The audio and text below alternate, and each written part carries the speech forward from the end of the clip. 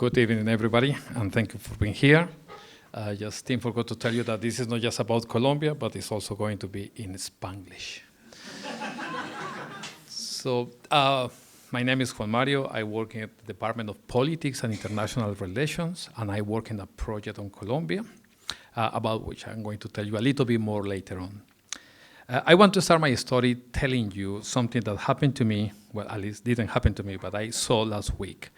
And something that really changed the story I wanted to tell you. Sorry, it's going to be different. So,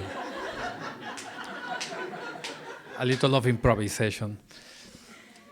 So I was working last week with one of my colleagues putting together a grant application for a project that wanted to work in two fronts.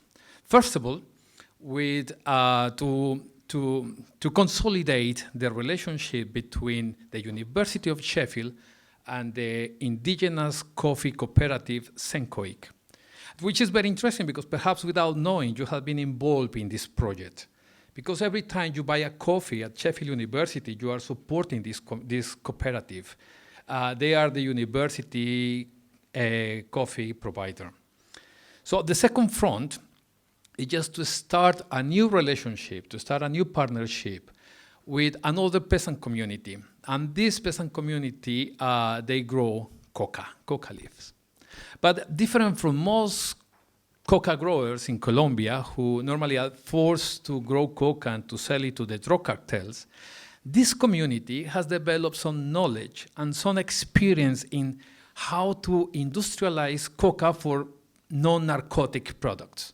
Meaning that instead of cocaine, they are doing biscuits, flour, gluten-free flour, fertilizers, which are really good, have been proved, medicine, and other things. But they like boys and they don't have social capital, so we want to work with them. I was working on this, and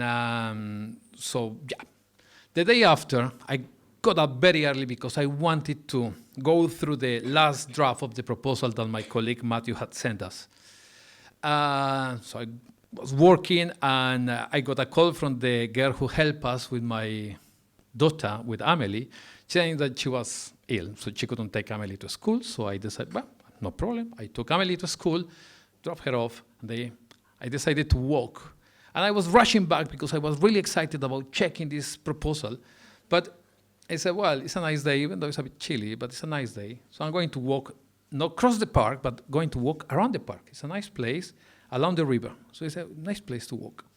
So I was walking, having my daily meditation, getting ready for this application, when I start listening, I heard some banging and some shouting and a lot of hustle, and suddenly I saw two guys just running away, running over the fences of the neighboring houses, and 5 policemen chasing them up, and I was shocked, and it happened that these two guys, they had turned that huge house into a cannabis factory.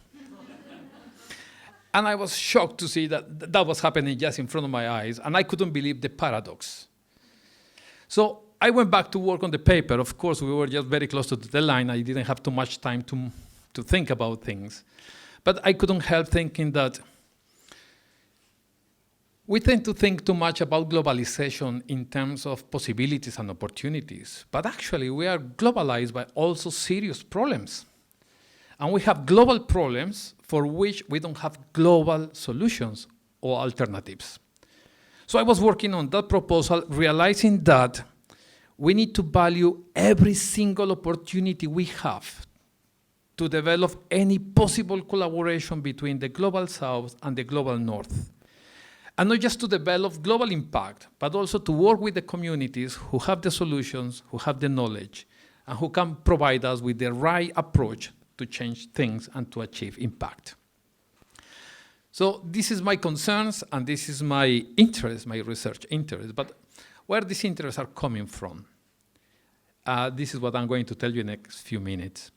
When I was studying philosophy at the university, I felt that I have to do something more practical. Let's say something that put me in contact with the city I was living in. And that city was the Medellin of Pablo Escobar.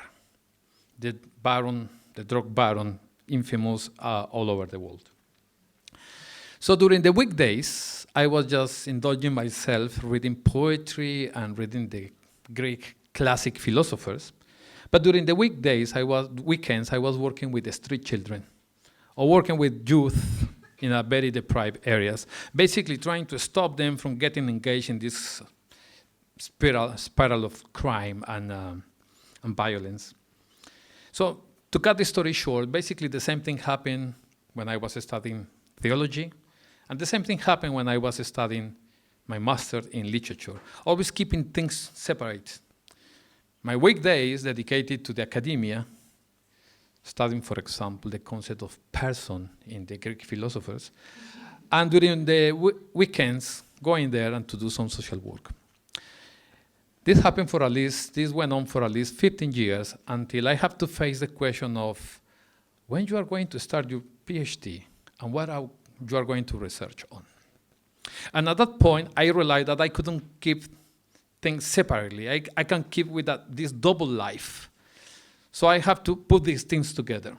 My weekdays and my weekends. And for sure, you know that doing a PhD is a 24-hour job. So basically, they came together in a very practical way. So I started collecting material for a critique of violence in Colombia. And the first two authors I came across with was Orlando Falsborda, who I was familiar with because of his ideas of participatory research and action research. So in some way, I realized that I was doing things without knowing exactly where these things were coming from. And the other author was Camilo Torres. He was a priest who later on joined the guerrillas, and he was killed 2 months later in 1966. Well, these two guys, they created the first faculty of sociology in Latin America. So this was the first guys I was reading.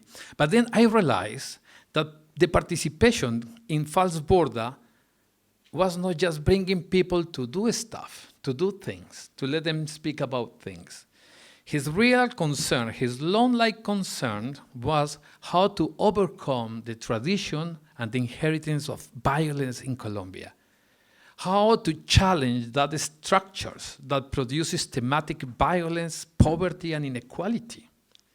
So when I was reading that, I was really surprised. So I realized that participatory action research was his response to that challenge. And in the 60s and in the 70s, a lot of people in Colombia thought, after the Cuban Revolution, that the only way to overcoming the social injustice in Latin America was the armed struggle. That's why they joined the guerrillas. Well, Falsborda refused to resort to violence, so participatory action research was his way of transforming society without resorting to violence, but with a difference. His first option was not participatory action research. That was the result of a long-term process. His first option was going to work with the communities and learn from the communities. And by doing so, he learned that not treating people as objects of his research, but as subjects of research. He learned how to co-produce knowledge. Instead of writing about people, he started writing with people. Instead of telling people what to do, he started facilitating the creation or the formation of new researchers, local researchers, so they can research about their own reality and they empower themselves. So when I realized about these things, I was amazed about the type of research I was doing, and for me everything was new in that respect, even though I had been spending few years working in with social groups or communities. And you know what? You are not going to believe me, but after finishing my PhD, after 1 year, I was lucky enough to find a place in Sheffield University to work in a project that want to develop this approach and to work with communities, to learn from them and to work with them and to give them voice and to amplify their voice. So this is the project I'm working currently. I feel very happy about the work we are doing because I never thought I was going to have the opportunity to put into practice all this theory I developed during the PhD. Thank you very much.